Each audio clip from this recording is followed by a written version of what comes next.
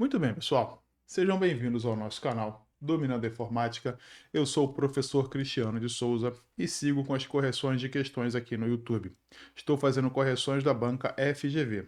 São 10 questões que vou corrigir hoje, mas ao todo são 50 questões, beleza? Que fazem parte dessa playlist. O link para baixar as questões vai estar na descrição do vídeo, beleza? Aí você pode baixar e acompanhar. Tranquilo? E o que eu peço sempre é, não deixem de se inscrever no canal, ativar principalmente aí o sino das notificações e curtir e compartilhar também, que ajuda muito no crescimento do canal. Beleza? Então vamos para a correção das questões. O que diz a questão de número 1? Essa questão de número 1 é a questão do Excel, tá? Vamos lá. A questão diz o seguinte: no Excel, quando a fórmula é igual, a gente tem isso aqui é um cifrão, tá? Isso aqui é uma referência absoluta. Quando vocês encontrarem um cifrão aqui, é uma referência absoluta. Então vamos lá. Quando a fórmula é igual, cifrão B2 asterisco B3 é copiada com um Ctrl+C da célula original e colada com um Ctrl+V numa célula localizada duas colunas à direita, ou seja, então vai ser colado duas colunas à direita e 4 linhas abaixo. Então nós temos uma fórmula numa célula qualquer. Essa fórmula que ele está se fazendo referência é essa aqui, ó, igual cifrão B2 asterisco B3. Ele vai ser copiado e colado numa célula que está duas colunas à direita e 4 linhas abaixo. Então vamos lá, para a gente entender. Ele quer saber o conteúdo que vai ser exibido na célula destino. Isso já dá para a gente a noção de que isso vai se movimentar, tá? Então, entendam a questão.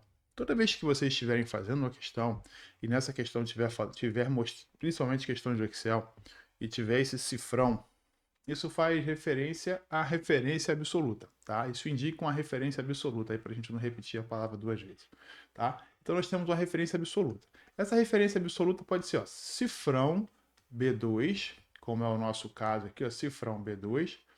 Isso indica que a coluna B está travada, tá?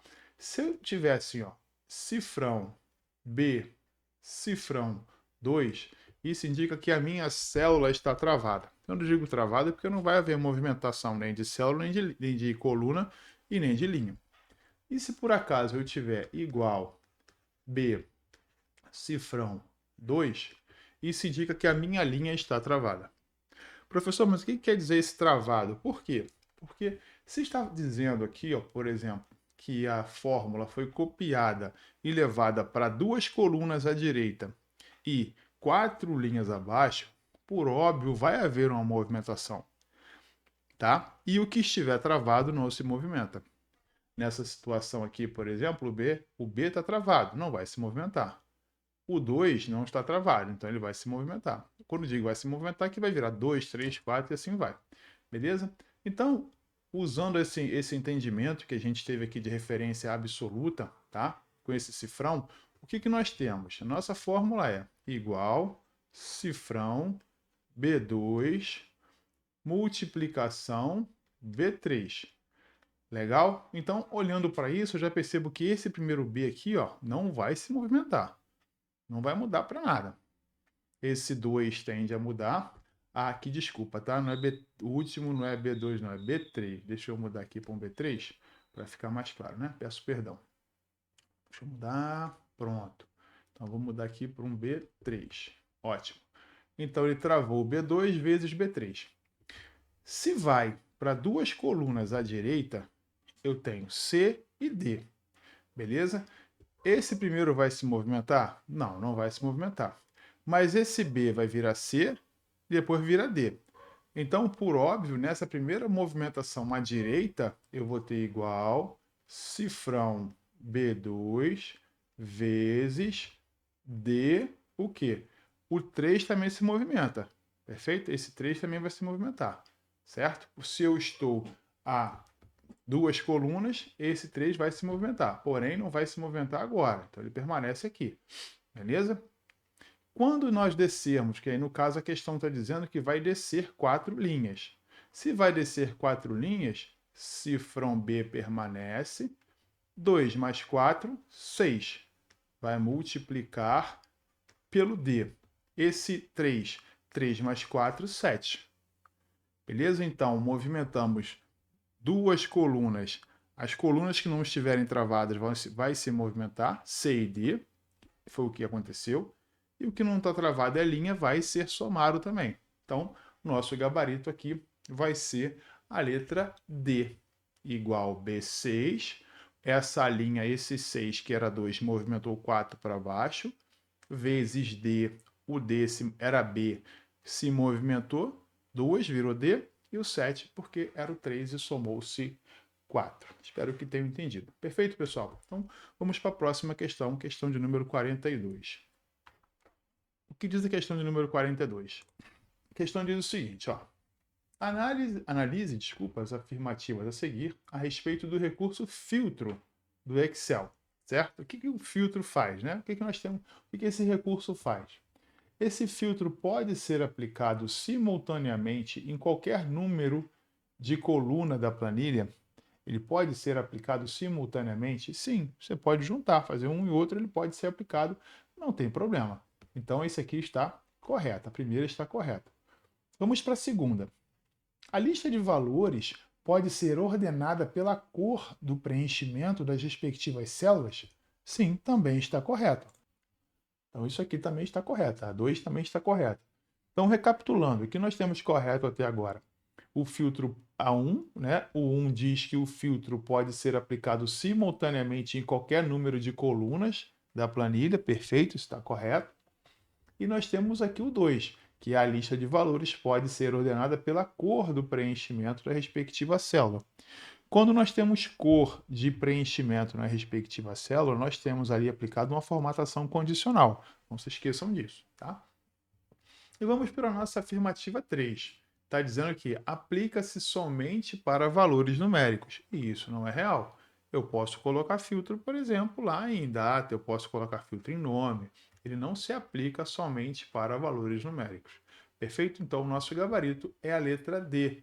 O que está certo é a afirmativa 1 e a afirmativa 2. Essas são as afirmativas corretas. Beleza? Vamos para a próxima. Vamos para a questão de número 43.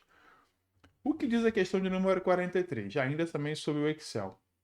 Considere uma planilha do Excel no qual a célula A3 está formatada como texto. Tá?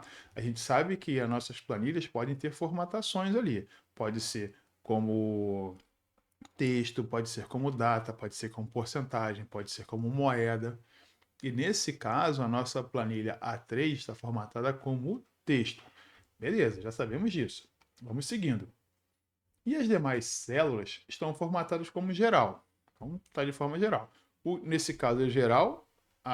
Se é geral, a gente não vai ter uma formatação específica, porém ele vai respeitar o quê? Os cálculos, tá? Então vamos lá. Na célula A1 e A2 foram respectivamente, né, no caso respectivamente, foram digitados o número 2 e o número 3. Então na célula A1 nós temos o número 2, na célula A2 nós temos o número 3. Na célula 3 foi digitado um texto a seguir.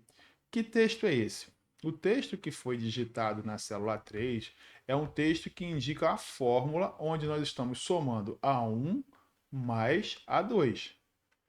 Essa fórmula aqui está somando A1 mais A2. Quem é A1? A1 é o número 2. Quem é A3? No caso, A3 não. Quem é A2? A2 é o número 3.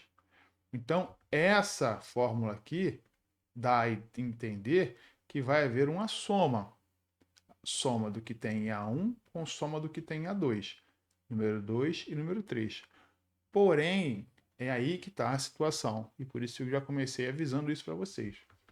Lá em A3, ele está formatado como texto. Então, se está formatado como texto, o Excel vai olhar para isso aqui, ó, igual a 1 mais A2 e vai entender que é um texto. E, por óbvio, não vai somar nada. Ele não vai fazer nenhum tipo de cálculo. Então, o cálculo sai. A gente pode riscar da tela esse cálculo. Por quê? Porque vai ser exibido exatamente A1 mais A2, que é o que está aqui, na letra E. Beleza? Então, na letra E, nós temos o que vai ser exibido exatamente A1 igual, no caso, A1 mais A2. Perfeito? Então, o que a gente tira dessa questão? Dessa questão a gente entende que se uma célula tiver formatada como texto, ela vai entender que aquilo realmente é um texto e não um cálculo. Que a gente entende que os cálculos começam com o sinal de igual. Podem começar com outros sinais também, mas enfim, basicamente é com o sinal de igual, beleza? E nesse caso, mesmo utilizando o sinal de igual, a nossa célula ali vai se comportar como texto, porque assim está formatada, beleza? Então vamos para a questão de número 44. O que diz a questão de número 44? A questão de número 44 diz o seguinte: nas configurações do Windows 10, a tela de configuração de recursos que tem o título Rede e Internet oferece entradas para o gerenciamento dos seguintes aspectos: letra A, e-mail; letra B, Ethernet; letra C, proxy; letra D, VPN ou letra E, Wi-Fi. Nessa janela, pessoal, rede e internet, tudo isso aqui que nós vimos, exceto e-mail, que é a letra A, não está lá.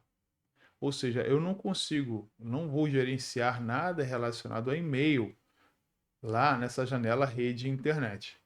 Na janela rede e internet, o que eu vou gerenciar é a letra B, Ethernet, está correto. Letra C, proxy, também está correto. Letra D, VPN, também correto. E letra E, Wi-Fi. O que não vai ser gerenciado lá é e-mail, porque e-mail vai ser gerenciado em contas. Perfeito? Então, tranquilo. A FGV às vezes coloca uma nomenclatura diferente, algo meio rebuscado, digamos assim.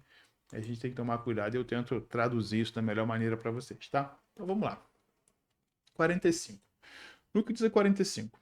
A 45 diz o seguinte: para responder à questão a seguir, considere um documento sendo editado no Microsoft Word, cujo conteúdo é o texto exibido abaixo. Então ele dá para a gente um texto ali com 2 parágrafos. Eu não vou me ater a ler esse texto no momento, porque eu vou para a questão toda e depois eu volto para a gente fazer a leitura do texto, tá? Mas esse texto ele é composto por 2 parágrafos. Dando seguimento na questão, está dizendo o seguinte, ó: para responder a essa pergunta, considere o documento descrito anteriormente, ou seja, esse documento com 2 parágrafos. E quem está trabalhando nisso é o Tito. Então ele está dizendo o seguinte: ó, Tito decidiu grafar o termo imperial na primeira linha do texto com letra maiúscula. E realmente na primeira linha do nosso texto nós temos aqui, ó, durante o período imperial, tá? Perfeito. O Tito decidiu gravar esse termo imperial na primeira linha do texto com letra maiúscula. E para tanto, usou o comando substituir da guia página inicial no Word, como apresentado na imagem do formulário a seguir. Então, a gente vai olhar que imagem é essa. Nessa imagem que a gente está visualizando, aí ele quer dizer o seguinte, ó: sabendo que o Tito acionou, sabendo que o Tito, né, vamos recapitular, sabendo que o Tito acionou o botão substituir tudo, é correto concluir que o número de substituições realizadas ao longo do texto foi. Preste atenção, pessoal. Aqui em tela, nós temos o localizar e o substituir, tá? Eu tenho localizar e esse localizar está com imp, ou seja, somente imp, tá? IMP com letra minúscula e vai substituir pelo imp com inicial maiúscula, tá? A inicial do imp aqui, ó, o primeiro no localizar, ele vai substituir tudo como minúsculo, ele vai procurar o minúsculo que ele vai localizar, ele vai substituir por esse imp, onde a letra I do imp está como maiúsculo, tá? E ele marca aqui embaixo aqui também o seguinte: é diferenciar maiúsculas e minúsculo, beleza? Só que quando a gente volta no texto, né, para a gente olhar para essas substituições, a gente precisa entender o seguinte: quantas vezes a palavra aparece. Só que presta bem atenção que agora eu vou bem devagar. A questão começa falando em imperial. A questão começa falando em imperial. Só que no localizar e no substituir, ele coloca só IMP. Se ele está colocando só o IMP, isso indica se for alguma coisa que comece com IMP e não for imperial, vai haver essa substituição também. Então fiquem atentos com isso, tá? Fiquem muito atentos com isso, tá? Então vou voltar no texto para a gente dar uma lida rápida. Ó, nós já percebemos que o texto, logo aqui na terceira palavra, já tem imperial. Perfeito. Então isso aqui vai ser substituído. Durante o período imperial, perfeito, isso vai ser substituído. Vamos dar uma lida aqui, ó. O único órgão com atividade exclusivamente de estatística era a Diretoria Geral de Estatística, criada em 1871. Ponto. Com o advento da República, o governo sentiu necessidade de ampliar essas atividades, principalmente depois da implantação. Olha aqui, ó, INPE. Implantação, ó, tem um INPE aqui, ó. Perfeito? Não é de imperial, é de implantação. Vamos seguir para ver se tem mais alguma coisa? Implantação do registro civil de nascimentos, casamentos e óbito. Fim do primeiro parágrafo. Com o passar do tempo, o órgão responsável pelas estatísticas no Brasil mudou de nome e funções algumas vezes, até 1934, quando foi extinto do Departamento Nacional de Estatística, cujas atribuições passaram aos ministérios competentes. Pronto. Então nós temos a palavra imperial uma única vez, mas quando eu utilizo só esse radicalzinho, só esse imp, ele aparece duas vezes, no imperial e no implantação. Então, quando eu volto aqui, a minha resposta é duas. Letra C, duas. Por que duas? Porque eu tenho um imperial e tenho uma implantação. Vou mais além. Cuidado, né? Eu tenho certeza que muita gente, na hora que leu essa questão, olhou para aqui imp e marcou zero. Por quê? Porque achou que não tivesse, não tem ímpar lá na questão, vou marcar zero. Ah, meu amigo, danou-se, se complicou, tá? Então a resposta é a letra C, duas. Vão haver duas substituições, pois a pesquisa está sendo feita por INPE. E no nosso texto nós temos imperial e implantação. Perfeito? Espero que tenham entendido, pessoal. Dúvidas, deixem na descrição, entre em contato para a gente ajudar, tá bom? Tento sempre fazer da forma mais didática possível. Vamos para o número 46. O que diz o número 46? Para responder a essa pergunta, considere o documento descrito anteriormente, ou seja, faz referência àquele também. No Microsoft Word, o espaço que aparece no texto entre o primeiro e o segundo parágrafo pode ser estabelecido na guia Página Inicial a partir de qual ícone? Na letra A e letra B, nós temos o ícone de marcador e na letra B de numeração. Perfeito? Na letra C, a mesma coisa, só que numa ordenação diferente. Na letra D, nós temos os espaçamentos. Então, o gabarito é a letra D. Esse espaçamento da letra D que a gente tem como resposta. Já na letra E, nós temos aquele ícone do parágrafo, a exibição do parágrafo. Então, no nosso caso, esse espaçamento entre linhas é feito com o ícone da letra B, espaçamento, tá bom? Então, beleza. Vamos para a questão de número 47. O que diz, né? Ainda também sobre aquele texto, tá?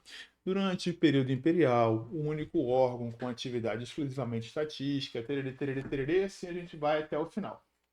O que está dizendo aí? O que a questão está dizendo para a gente? Diz o seguinte: para responder a essa pergunta, considere o documento descrito anteriormente, supondo que o cursor do Word esteja posicionado entre os caracteres 8 e 7 na terceira linha. Então eu tenho a primeira linha, segunda linha, terceira linha. Caractere 8 e 7. Então vamos contar. 1, 2, 3, 4, 5, 6, 7. Então o caractere está aqui, ó. O cursor está aqui, ó. Beleza? O cursor vai estar aqui. Beleza. A digitação da tecla END causaria o deslocamento desse cursor para onde? Né? Para onde? Para o final da terceira linha. Gabarito letra C. Vai ser direito quando você está numa linha, você aperta o END, você vai para o final da linha. Quando você está numa linha, você aperta o HOME e você vai para o início da linha. Perfeito? Então, beleza. Muito bem. Vamos para o gabarito. Desculpa. Vamos para a questão de número 48. Mais uma questão, ó, do Word. Na guia página inicial do Microsoft Word 2010, o ícone para o recurso que determina a exibição ou não de marcas de parágrafos e outros símbolos de formatação ocultos é gabarito letra B. Esse Pzinho aqui virado ao contrário Ele é o que indica para a gente essa parte marca de parágrafo ou símbolo de formatação oculto. Esse primeiro que nós temos aqui, esse pincelzinho, tá? É aquele que nós temos lá o pincel para copiar a formatação. Esse aqui, ó, da letra C, é o ícone que a gente tem para retirar aquelas formatações, né, que a gente tem do texto. Aqui nós temos um centralizar, na letra E nós temos um recuo. Beleza? Na letra E nós temos o recuo, na letra D nós temos o centralizar, na letra C a gente tem essa parte de limpar a formatação, e na letra E nós temos o pincel para copiar a formatação. Beleza? Então, vamos agora à questão de número 49. Questão de número 49 é a questão do Excel. Vamos lá. Ainda com o Tito está trabalhando bastante. Tito criou uma nova pasta de trabalho no Excel e imediatamente digitou o número 1. Tito digitou o número 1 na célula A1. Perfeito. Digitou a fórmula igual a 1 mais 1 na célula 2. Copiou a célula A2 com o Ctrl C. Colou o conteúdo copiado na célula A3 com o Ctrl V. Colou o conteúdo copiado na região A4 até A10 com um Ctrl V. Ao término dessas operações, os valores exibidos nas células de A1 até A10 eram, respectivamente... Ponto, parou por aí. A gente sabe, pessoal, que no Excel, quando a gente cria uma fórmula, né? E a gente copia essa fórmula de uma célula para outra, se não estiver travado, se não estiver com a referência absoluta, vão haver as movimentações. O que é A1 se torna A2, o que é A2 se torna A3, o que é A3 se torna A4. Isso se eu for colocando um embaixo do outro. Se eu for levando para o meu lado, o que é A vira B, o que é B vira C, e assim vai. Perfeito? Então a gente já sabe disso. Nessa questão, está sendo copiado um embaixo do outro. Permaneceu-se na coluna A. Então, como permaneceu-se na coluna A, o que tende a mudar é o número. A1, A2, A3, A4, A5, A6, a partir do momento em que vai se fazendo cópias, tá? Então, vamos lá, preste atenção. Ele foi em A1 e colocou o número 1. Isso está em... Deixa eu tentar exemplificar aqui. Vou fazer uma coluna A e vou fazer uma linha 1. Pronto. Ele foi em A1 e colocou o número 1. Já em A2, ele colocou o conteúdo de A1 somado com o número 1. Quando eu pego o conteúdo de A1, que é 1, e somo com 1 mais 1, em A2 eu vou ter o número 2. Ele foi no A3, fez o quê? Ele copiou o conteúdo de A2. Se ele copiou o conteúdo de A2, o Excel agora não vai mais somar, não vai mais utilizar para soma o A1. Ele vai utilizar para soma agora o que? A2. Não está travado, é a referência relativa. Então, por óbvio, aqui ó, não vai ser mais A1, vai ser A2 mais 1. Quando eu pego A2 e somo com 1, quem que está em A2? Número 2. Então, aqui vai virar o 3. A gente já consegue observar que o que é A1 vira A2. O que é A2 vai virar A3. O que é A3 vai virar A4, A5, A6. Ou seja, então, se aqui eu já tenho o número 1, se aqui no A1 eu já tenho 1, se no A2 eu já tenho 2, se no A3 eu já tenho 3, ele está fazendo 1, 2, 3. Só de olhar para essas minhas 3 primeiras células, quando eu vou nas minhas opções, eu percebo o seguinte. Na opção A, eu tenho uma sequência 1, 1, 1, 1, 1. Então, isso aqui está fora. Na opção B, eu tenho 1, 1, 3 vezes. Depois eu tenho 2, 3, 4. E isso também está fora. Por que isso também está fora a letra B? Porque na letra B não tem a sequência 1, 2, 3. Já na opção 3, na opção 3 não, desculpa, aqui na opção C, eu tenho 1 duas vezes. Também está fora, também está errado. Na opção D, eu tenho 2 também está errado. O que resta para mim é a letra E, porque na letra E eu tenho sim uma sequência. 1, 2, 3, 4, 5, 6, 7, 8, 9, 10, que é realmente aquilo que vai acontecer aqui. Mas, professor, você não fez tudo. Como é que você sabe que realmente vai ser a letra E? Baseado em tudo aquilo que eu acabei de explicar para você.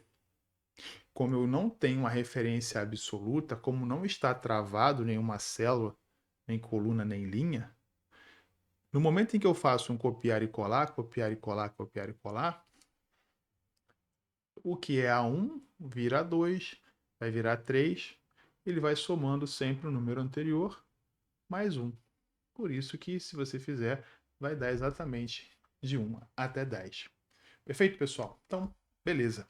Vamos para a questão de número 50. A questão de número 50 diz o seguinte: considere as seguintes regras para a composição de senha de 4 caracteres. Então, que é uma senha com 4 caracteres somente. Na alternativa 1 aqui, ó, está dizendo que é importante que uma senha tenha 2 dígitos numéricos mais 2 letras maiúsculas. Então ele vai ter, por exemplo, número 2, número 3, letra A maiúscula, letra B minúscula. Vamos pegar aqui na afirmativa 2, vamos dizer o seguinte: 4 letras minúsculas. Então vamos botar aqui, minúscula, A, B, C, D. Na afirmativa 3, diz que são 4 dígitos numéricos. Então vou botar 1, 2, 3, 4. Já na 4, diz o seguinte: 3 letras minúsculas mais um dígito numérico. Então vai ficar assim: A, B, C, 4. 3 letras minúsculas mais um dígito numérico. Já no 5 diz uma letra minúscula mais 3 dígitos numéricos. Então, A minúsculo vai ficar 5, 6 e 7. Perfeito. As regras que permitem a criação de senha mais forte, as regras que permitem, a regra, no caso, a regra que permite a criação de senhas mais fortes é a afirmativa 1, onde eu tenho 2 dígitos numéricos mais 2 letras maiúsculas. A 2, onde eu tenho 4 letras minúsculas. A 3, onde eu tenho 4 dígitos numéricos. A 4, com 3 letras minúsculas mais um número. Ou a 5, onde eu tenho uma letra minúscula mais 3 dígitos numéricos. E aí?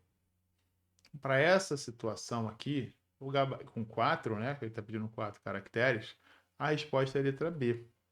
4 letras minúsculas. Não necessariamente ABCD, tá? Eu só coloquei aqui para exemplificar. Para essa situação, uma regra seria ABCD. No caso, não ABCD, seria 4 letras minúsculas, beleza? Utilizar essas 4 letras minúsculas para essa situação. Para FGV, seria uma regra para criar uma senha mais forte. Beleza, pessoal? O que eu quero falar sempre com vocês, venho falando o seguinte: cada banca é uma banca. Beleza? Essas bancas variam o seu entendimento. FGV, então, tem um tal do entendimento próprio da banca. Então, fiquem atentos a esse tipo de coisa. Né? Assim, mas professor, mas se tiver errado, a gente entra com recurso, a gente faz isso. Tudo isso pode acontecer. Já fiz por alguns alunos. Tudo isso pode acontecer, pode. Mas quando você entende a maneira como a banca pensa, você passa por isso de maneira menos traumática. Entendeu? Você vai falar assim, pô, isso aqui é coisa do FGV. Você já vai e marca aquilo ali, sabe como sair do outro lado sem precisar ficar se debatendo. Porque quando você fica se debatendo com a banca, não está no seu controle. Né? A banca pode dizer que é o entendimento dela e pronto. Né? Eu tenho um caso de uma questão, não lembro se foi EBFC, não lembro agora, mas assim que eu achar eu trago aqui, que falava sobre uma maneira de você lavar ou limpar uma placa-mãe. Na verdade, não foi nem placa-mãe. Dava a entender que era placa-mãe, mas falava sobre o circuito eletrônico, elétrico. Não lembro exatamente, mas a resposta foi uma lavadora de alta pressão.